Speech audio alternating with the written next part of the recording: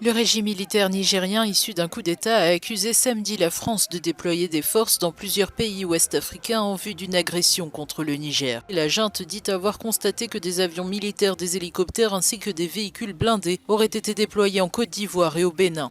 Il y a lieu de porter à la connaissance de l'opinion publique nationale et internationale qu'en dépit de l'annonce de ce plan de retrait, la France continue de déployer ses forces dans plusieurs pays de la CEDEAO, dans le cadre des préparatifs d'une agression contre le Niger qu'elle envisage en collaboration avec cette organisation communautaire.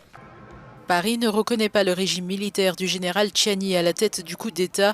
Lors d'une conférence de presse à l'issue du sommet du G20 en Inde, le président français Emmanuel Macron a répété que la France ne prendrait de décision sur le Niger que sur la base d'échanges avec le président Bazoum. Un coup d'État depuis juillet dernier retient en otage un président démocratiquement élu.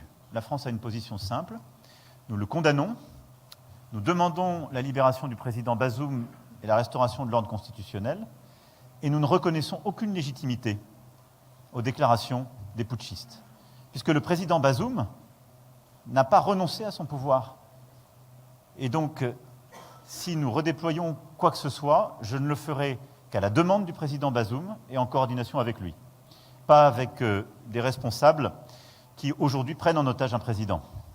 Sur ce sujet, depuis le premier jour, la France se coordonne avec l'ensemble des présidents de la région et des chefs d'État et de gouvernement, et nous soutenons pleinement les positions de la CEDEAO.